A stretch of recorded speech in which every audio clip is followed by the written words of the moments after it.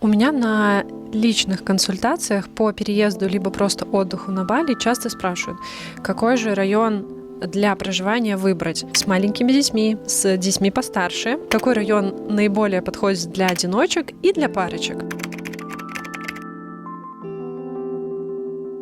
Поскольку я сама мама двоих маленьких детей, я начну с первой категории. Какой же район выбрать для проживания с маленькими детьми? Я считаю, что самый удобный район для проживания с маленькими детьми – это либо Санур, либо Нуса Дуа. Потому что там купабельный океан, там практически нет волн. Там огромная набережная с прекрасным белым песком. Санур, если честно, это не самый мой любимый район. Он достаточно старомоден. Я не чувствую там духа Бали, если честно. Он больше напоминает мне Таиланд. Но он на самом деле самый удобный, потому что там все в пешей доступности. Там есть магазины со всеми детскими товарами для мамы и для ребенка. Там есть в пешей доступности все необходимые магазины, супермаркеты, массажные салоны. По факту за весь ваш отдых там можно вообще ни разу даже не сесть на байк или на такси. Если снимаете еще виллу на первой береговой линии, это просто вообще супер. Ты просто выходишь и гуляешь часами. Мы жили в Сануре также с нашими родителями, с дедушкой и с бабушкой. Дедушка, бабушка даже ни один раз не пользовались транспортом, просто там гуляли. Также там в пешей доступности все кафе и тренажерка там тоже есть. То есть там все есть, и там все очень удобно расположено. Есть огромное преимущество для мам с маленькими детьми.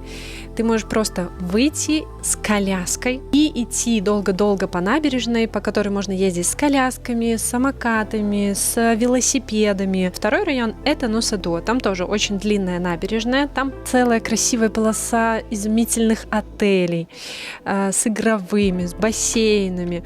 Если же будете снимать виллу где-то неподалеку, то это тоже прекрасный вариант, потому что там тоже можно кататься с коляской, на велосипеде, на самокате, как захотите. И там прекрасные, самые красивые пляжи. Они на Буките, а в частности на Нуса Дуа, на Гегер, это Гегер, это Мингиат, и там будет очень-очень комфортно жить с маленькими детьми.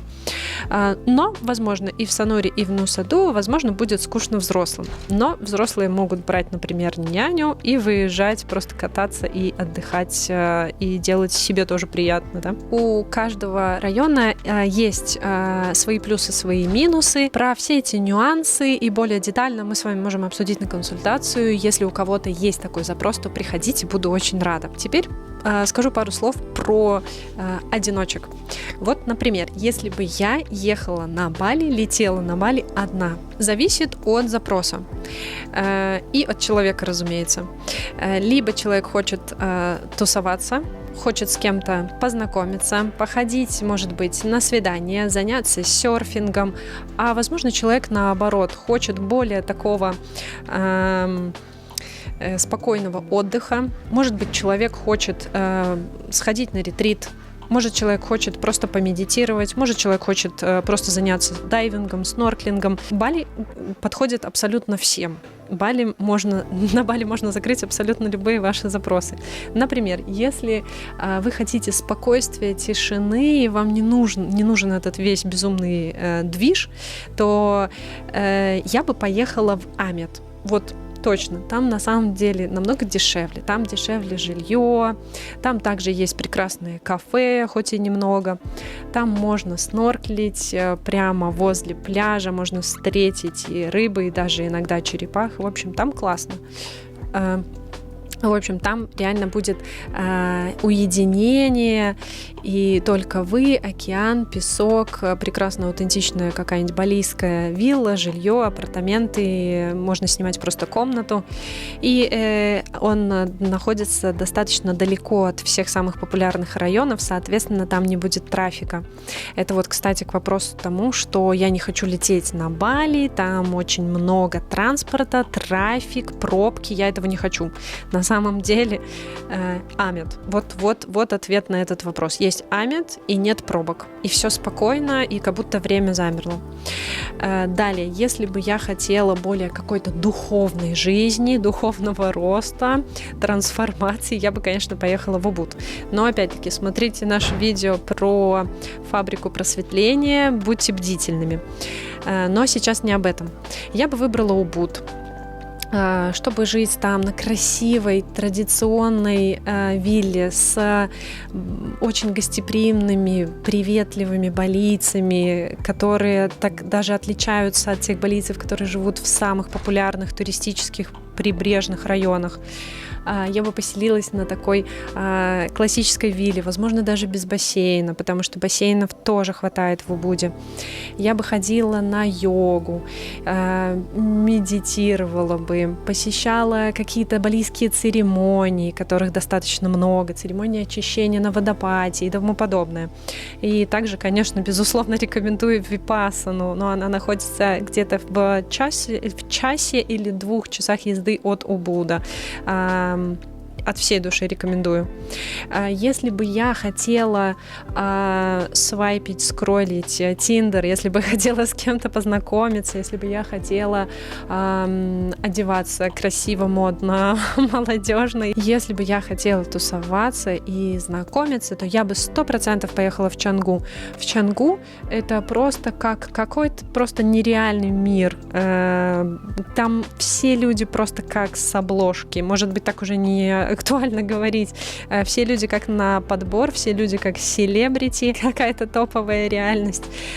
Все просто безумно красивые, модные, там классные кафе, где тусуются серферы, там правда можно ходить на свидания, причем там люди живут всех национальностей.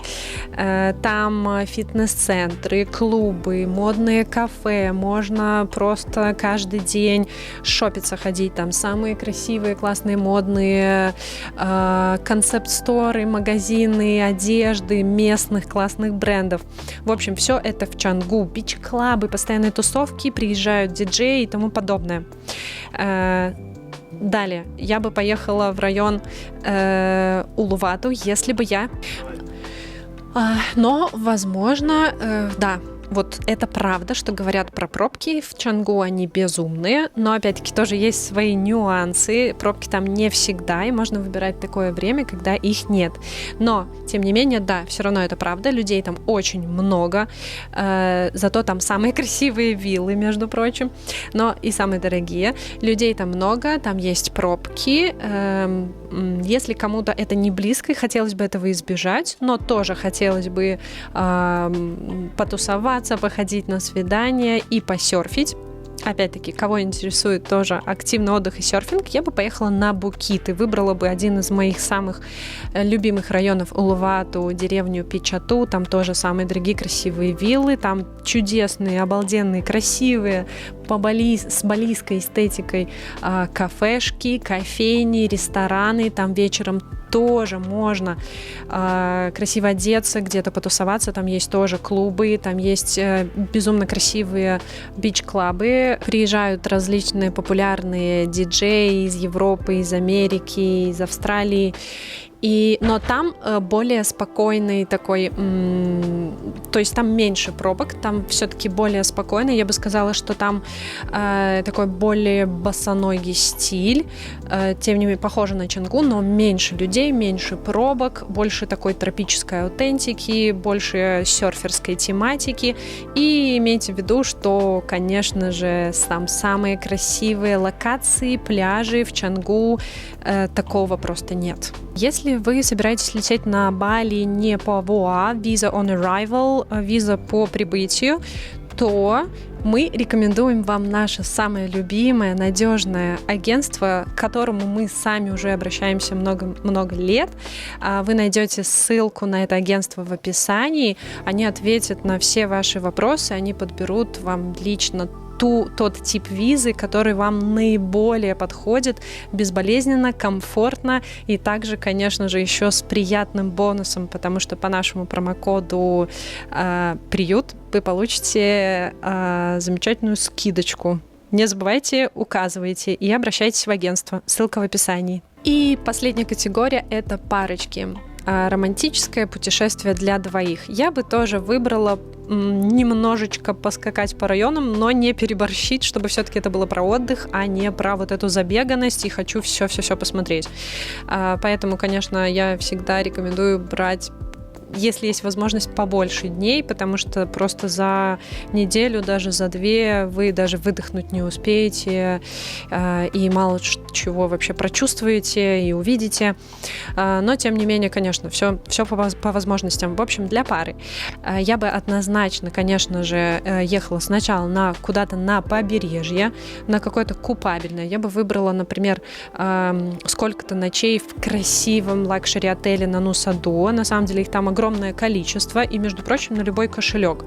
Зависит от ваших возможностей. Можно жить на первой береговой, можно жить на второй береговой, и просто у вас будет трансфер до пляжа. Это тоже важный нюанс. Пожить я бы пожила вот так вот несколько ночей, может быть 5, зависит от времени, которым вы располагаете, на Нуса-Дуа. Потом я бы поменяла все кардинально и поехала бы в Убуд. Там безумно есть красивые спа, вот эти все красивые ванны в лепестках для парочки. Это просто супер романтично, сексуально и очень-очень тоже по-балийски. Можно сделать кучу прекрасных фотографий, провести куча прекрасных часов вместе. Выбрала бы какой-нибудь замечательный, красивый, очень-очень балийский отель в центре Убуда. Также походила бы вместе на церемонии, различные очищения, тот же Мелукат. Я бы поездила по рисовым террасам. Он бы для нее поделал замечательные, красивые фотографии на балийских этих качелях в красивых платьях, которые, кстати, тоже даже могут давать в аренду. Завершила бы я путешествие парочки в Чангу буквально на пару дней. Познакомиться с кем-то, возможно, уже не представляет какой-то интерес для пары, но просто я считаю, что побывать на Бали, но не побывать в Чангу, это тоже непозволительно, потому что Чангу — это, как я сказала, топовая реальность. Там самые красивые люди, виллы, движняк, магазины, и даже несмотря на трафик, это все нужно увидеть, прочувствовать, попробовать эту безумно вкусную кухню всех абсолютно видов, направлений. И, конечно, сходить в какой-нибудь бич-клаб в Чангу и попробовать серфинг. Вот так бы я сделала. А если у вас появилось больше вопросов, чем ответов, то приходите ко мне на личную консультацию. 1,5 часа с вами еще поболтаем и отвечу на все ваши вопросы.